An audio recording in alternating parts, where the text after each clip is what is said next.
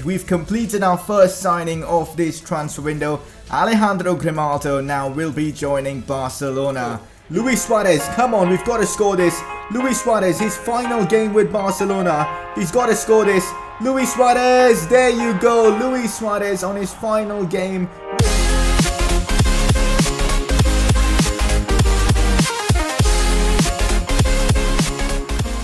Hey guys, how's it going? It is S2G and welcome to a massive episode of the Barcelona Career Mode series.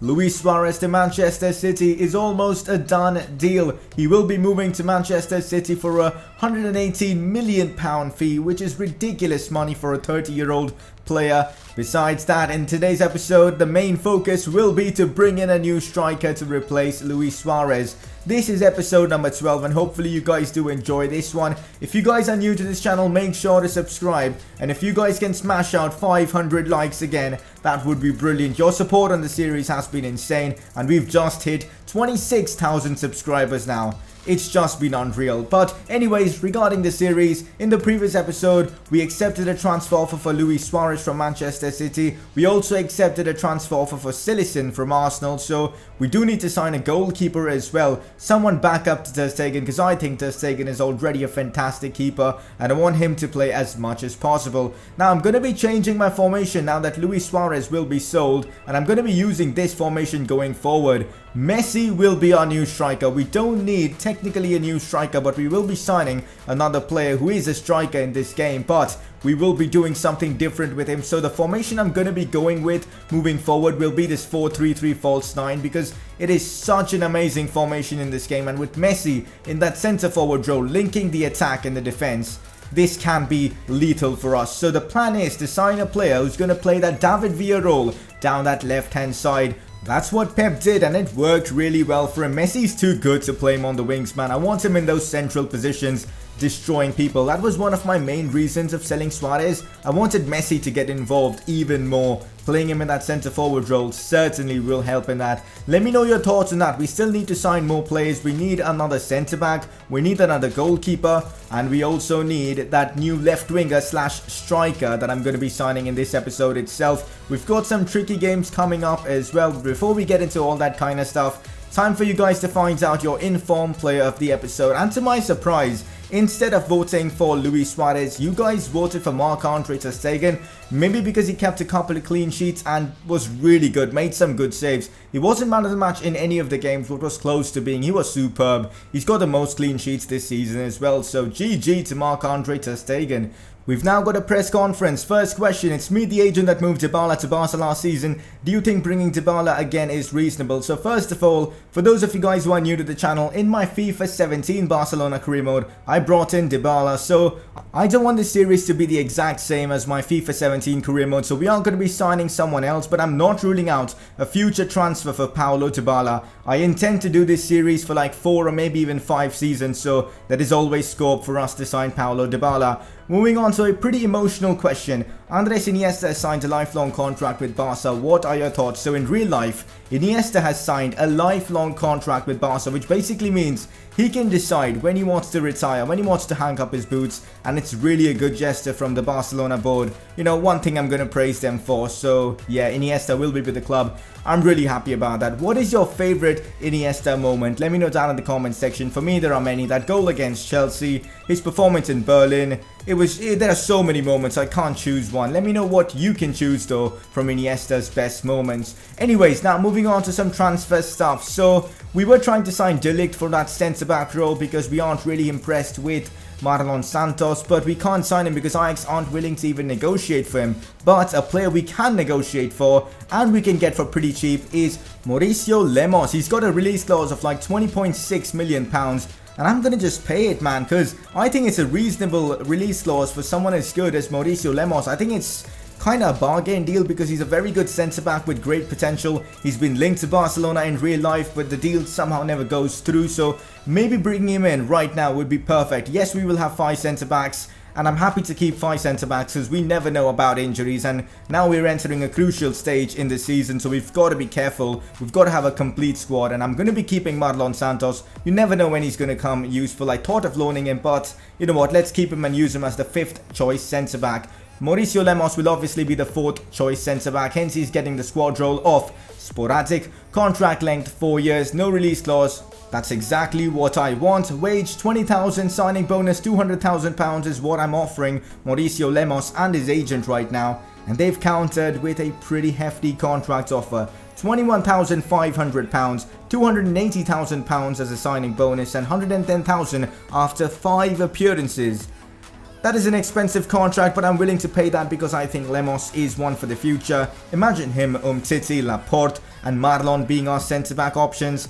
We are literally sorted for the next 5 to 8 years because they are so good. So I'm happy with the way we've handled our defense because now it's looking fantastic. We've got 2 young right backs. We've got 2 young left backs apart from Alba. We've got, of course, Grimaldo and Cucurella. So things are looking very good for our defense. And we've now obviously completed the Lemos signing to Barcelona. He's now joined us and, you know, look at some of his highlights. He seems good on the ball. His passing actually seems very decent and he seems to be one who can put in them challenges in and, of course, put the body on the line as well. His blocks are pretty good and he seems like a solid defender. Maybe the next PK for us, you never know. Uruguayan as well. We've lost one Uruguayan. We're getting ourselves another one. So I'm pretty happy about this signing. Let me know your thoughts on this Lemos transfer. Is this one that interests you? Do you think he's going to help us this season? Let me know in the comment section. Now, the thing you guys have been waiting the most for, the striker we are going to bring in is Antoine Griezmann. Yes guys, if things go well, Antoine Griezmann will be a Barcelona player by the end of this episode. The reason I've chosen him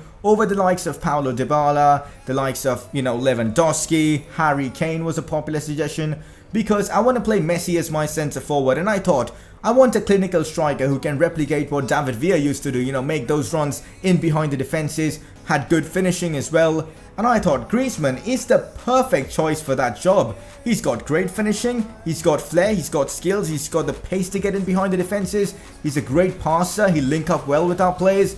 And it was just a perfect transfer. So Antoine Griezmann is the player we are going to be signing. And also you might have seen Eriksen and Coutinho in there. We're going to talk about them later on in this episode. But for now, Griezmann is a player we are definitely going to sign. I'm just waiting on the Luis Suarez to Manchester City confirmation. Then we'll get that done. Now, regarding the goalkeeper position, instead of signing a new keeper to replace Silicen who has been sold, I'm going to be trusting our youth academy. We've produced a really nice keeper at Alberto Diaz with insane potential. I'm going to be promoting him and I'm going to be using him as my backup keeper. For most games, I'm probably going to just use Ter Stegen, so Diaz, he might come through next season. The Luis Suarez deal isn't complete yet, so we've got to make do with what we have. I'm not using Suarez because in the midst of all the transfer negotiations he's going through, it doesn't make sense to play him. So this is the team that I'm going to be using, as Griezmann is going to join, and the formation I'm going to use with him will be pretty much this, where I'll be using Griezmann in that David Villa role down the left hand side. So we're going to try and see how that formation works. Delafeu will be occupying that spot, Dembele on the right hand side. We've also got a good midfield, Goretzka and Denis Suarez. I'm not using Thiago and Iniesta because they aren't fully fit. It's a strong team, guys. I'd expect us to get a win in this one. Let's hope we do so. Messi looking to find space. This is where him being in the centre position can help us a lot because of his ridiculous vision. Denis Suarez into Messi. Messi! We've scored the first goal against Levante. This false 9 formation is already coming through and we have taken the lead against Levante. Messi, when he played out wide for us, was scoring an insane amount of goals. Imagine him playing as a centre forward. He could well score like 40-50 goals a season if he's, you know, fully fit. That'll be crazy for us. Messi again. Waits for Denis Suarez, who makes the run. Suarez with the shots, but he kind of couldn't get the shots off properly. Maybe it had a bit of a bobble on the ground, but Messi again, he's doing bits for us in that centre forward role. I've given the ball away. And now Roger's through. Roger with the shot and so close to bringing Levante back. Lately, guys, we've been conceding a lot of goals after scoring. I really don't want Levante to get back into this one. We need that second goal as quickly as possible. Denis Suarez. Now Goretzka. Goretzka shoots. Goretzka scores. His shooting is ridiculous. He's come up with so many crucial goals for us. And he's done it again. 2-0 against Levante. This could well be one of our most convincing performances. This formation is working so well for us. Yes, I know it's Levante, but as you guys know, we have been struggling against the lower level teams, so I'm pretty happy with the way things are going. Everyone's getting involved. Our midfield is getting involved, our defense is getting the job done, and of course our attack, as insane as it is, it obviously is getting the job done. Dembele, Messi. Messi goes for the finesse shot. That is just class. Leo Messi in that centre forward role is beyond insane. We need to get Messi as close to the box as we can because, well, this time he scored from outside the box, but Leo Messi is just something else. That, you know, contender for goal of the season. We haven't really scored that many worldies, but this one, oh, the class in that shot. Have a look at it again from this 360-degree angle. Oh, so good, man. Leo Messi is a cheat code. With Griezmann potentially joining in, I think we'll be unstoppable. 15 goals already in La Liga. Leo Messi is the greatest player of all time. Della fell down the wings looking dangerous. He decides to cut inside Messi. Messi shoots. Keeper makes a good save. I think that's the first save the opposition keeper has made. He's been terrible. But to be honest, all the shots we've taken have been brilliant. Another thing I haven't mentioned, Lemos, who we just signed, he's not playing this one because he isn't fully fit. So I think he had a game before he joined us. So maybe that's why he isn't fully fit. Messi goes past a couple of players. Messi shoots. Oh, Leo Messi with an absolute banger. I don't even know what to say. That is easily the best goal we've scored in this series. Messi with a dipping shot from like 30 yards out. Have a look at that again. You give Messi space, he is going to score. He definitely is. He's been man of the match in this game. Third goal. As I said, playing Messi in that central role is lethal. He is unbelievable, guys. What a performance. And once Griezmann joins as well, this team will be lethal. Goretzka plays it in behind into Leo Messi. This is what Messi offers us in a central role. That pace, that brilliant dribbling. He couldn't finish it in that occasion, but Messi, his movement as a central player is brilliant. I'm really enjoying him there. Ball played in behind, a chance for Levante. Umtiti gets done there. Ooh, big save from Marc-Andre ter Stegen, who's been brilliant this season. He's probably a keeper that I'll keep throughout this course of the series because he's really nice. Corner for Levante to maybe get a consolation goal. Oh, big effort from Roger, but ter Stegen comes up with a massive save again. He's made like 3 saves in the last 20 minutes. Brilliant stuff from ter Stegen. This is easily one of our best performances this season. 4-0 against Levante in such a dominant fashion. We conceded a few chances to them, but our keeper did well. But we created a lot, we scored a lot. 4-0 against Levante. Let's now get into some transfer business. I told you guys, Messi in that centre forward role is going to be balling for us, so I'm super excited to have him playing there. And once we sign Antoine Griezmann, things are going to get even better. Regarding our new goalkeeper Diaz, his stats are awful, so I'm going to be training him as much as I can to make him a better keeper. I really think the best option for us, for our second choice keeper, is just to have someone from the youth academy come up, because that way we'll be using our youth academy to its best ways, and I think it's the best choice because next season we might have him at like 70 overall, and that's perfect for a backup. This season we just hope ter Stegen doesn't get injured, because if he does, I think we're screwed. Regardless, Ballon d'Or, Cristiano Ronaldo wins that, which is disappointing. Zidane wins manager of the year. Let's hope next season we can win those awards. I mean, Messi and me. Regardless, Luis Suarez has been sold to Manchester City. Jasper Cillessen has been sold. We've got a replacement for our goalkeeper Cillessen, but we do need to bring in Antoine Griezmann to replace Luis Suarez. We've got about £180 million in our transfer budget. This deal shouldn't be much of a problem, but how expensive can Antoine Griezmann be? That is what I'm eager to see. He's 26, he's 88 rated. He's a very important player for Atletico Madrid, a direct rival, so I'm not sure how much they'll be willing to sell him for. But one thing I wanted to try to get rid of Paulinho, a player that I'm not interested in keeping. So I offered him, and yeah, they just didn't want him, and I don't know, that's how it is, I guess. Paulinho, no one wants him. Regardless, 80 million is the transfer fee I'm offering Atleti for Antoine Griezmann. I don't expect it to be accepted. A bit of a tongue twister there.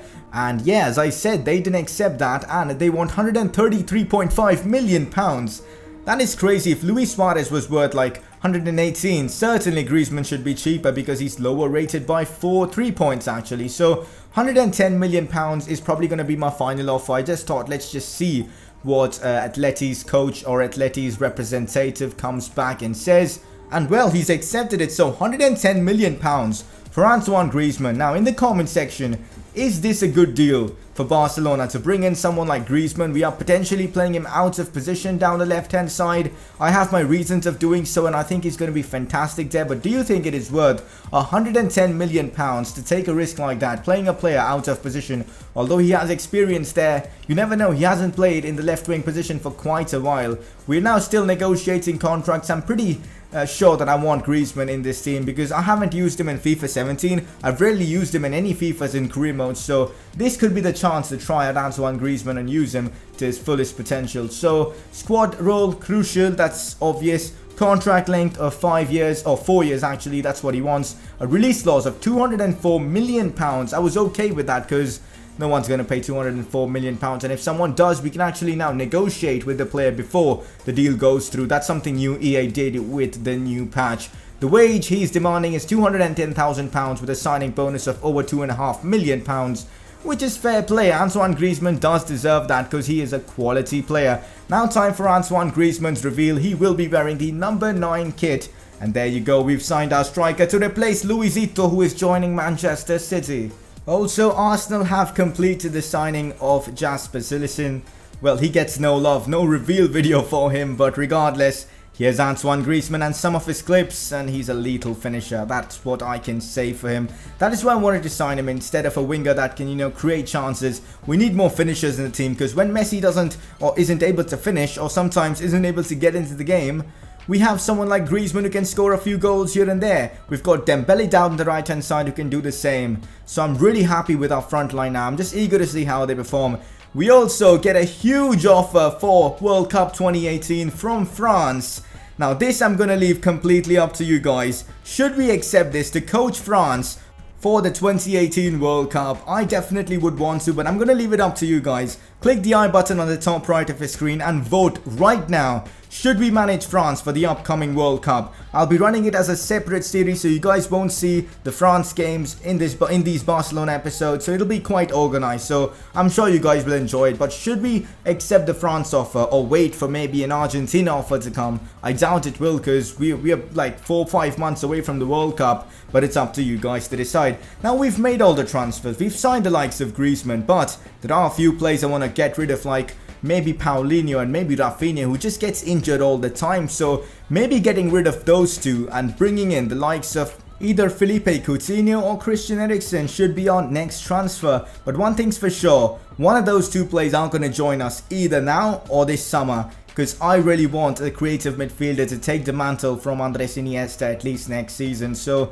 I'm going to leave that completely up to you guys. And another thing you've noticed, I haven't really signed another CDM because I did say I don't want Paulinho and I want someone else. But the thing is, Paulinho can't be sold. He can only be used in a swap deal. So yeah, we've got to stick with him until the end of the season. And about Eriksen or Coutinho, do you guys want to see them in the team right now? Or do you guys think we should trust Iniesta in that position and make that signing in the summer transfer window? That is up to you guys. Do let me know in the comment section. We do sim the second leg of this Copa del Rey tie against Villarreal. We do only draw 1-1, but we did beat them 3-0 in the first leg. So we go through to the next round of this tournament. Also a transfer offer coming in from Chelsea for Jordi Alba, £41 million. Now if this offer would have come like a couple of seasons later, I probably would have accepted it. Why? Because we have Grimaldo at the club who will be high rated now. He probably will be like 85 in like 2 seasons. We've also got Cucurella as a backup left back, so maybe I would have accepted the offer then. But now I think Jordi Alba is crucial to our plans. We also received a transfer offer for Ter Stegen. There is no way I'm selling Ter Stegen. He's one of my favorite players in the team and he's a goalkeeper. He's brilliant in this game. We have drawn Levante in the quarterfinals of the Spanish Cup, which should be easy. I'm going to be simulating these 2 games. Let's hope we do actually win them and hopefully get an easy draw in the semi-finals. But we've got to progress first. I'm getting a bit too overconfident, but I guess I was right because we do beat Levante 3-0. Goals coming from Denisito, Denis Suarez of course, and Gerard Delafeu, which is obviously nice. Danny Barrera, one of our youth youngsters, came on in this game. Hopefully he did a good job. But then, well, look at this insanity. Man United have come in with a peasant offer of £167 million for Leo Messi. In what world I would sell Messi for that amount? I don't want to sell Messi anyway, so I'm just going to reject it. For now, it's time for Antoine Griezmann's debut. Will he hotline bling today? I am so excited for this game, guys, against Real Betis away from home. There's only one reason for that: Antoine Griezmann's debut. He's obviously done it in La Liga, achieved a lot. He played at Real Sociedad, performed there. He's performed at Atletico Madrid as well. And now we've got him here at Barcelona. I'm so excited to see how we can link up with Messi and his national team compatriot Ousmane Dembele. It's going to be a lot of fun to see how these three link up, because Griezmann, he's normally been played in that striker role, but he's got to adapt to that left wing role, the role he played for Real Sociedad. But regardless, it's a very strong team that I'm going with. I want to see how this team performs for us. This is probably my strongest 11, the team I would use if we do get to the Champions League final. So I want to see how this team performs. We're going to stick with the false 9 formation. It worked wonders for us against Levante. We still have a 7-point lead over Real Madrid. I intend to keep it that way. A fun fact for you guys: Griezmann is one of the only players in this game who can perform the El Tornado skill move, which is a very cool skill move. I might try it if I do get the opportunity. Only Antoine Griezmann, Cristiano Ronaldo, Dele Alli and Roberto Carlos on Ultimate Team can do that skill move. So that's pretty cool. Guardado shoots. Oh, so close for Real Betis there. They could have taken the lead. Andres Iniesta, Busquets, Thiago, Messi, turns his man, finds Griezmann. Griezmann with a clever turn. Griezmann shoots. Griezmann scores on his debut. He scored a brilliant goal. Now I should have done the hotline bling celebration. That would have been so cool. Messi with the assist for this one. Good pass with a scoop turn was the goal, guys. What a scoop turn that was from Griezmann. And the finish was obviously Griezmann-esque. Brilliant driven shot. And we lead. Our new signing, £110 million. It is coming through for us, guys. Let's go. Looks like we've got something here. Real Betis on the attack. Boodaboos. He goes past one. Gets the shot off. Big block from Gerard Piqué. We've still given the ball away to them. Massive chance for them. El Shaarawy shoots. Straight towards Ter Stegen. He has no problems in collecting that. There you go. Griezmann's first game for Barcelona.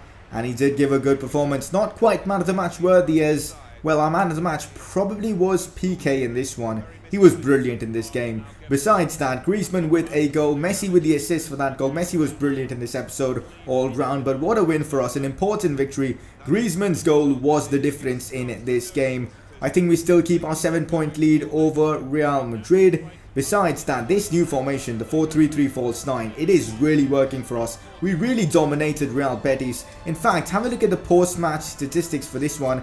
I remember someone asking in the previous episode that you guys wanted to see the post-match statistics. Have a look at the possession. We kept the ball a lot. The reason I don't have as many shots as Betis is because I don't really shoot that often unless I see that I've got a good chance of scoring. So I think I did pretty well in this game, and for once I'm actually keeping possession and playing good football rather than playing on the counter-attack.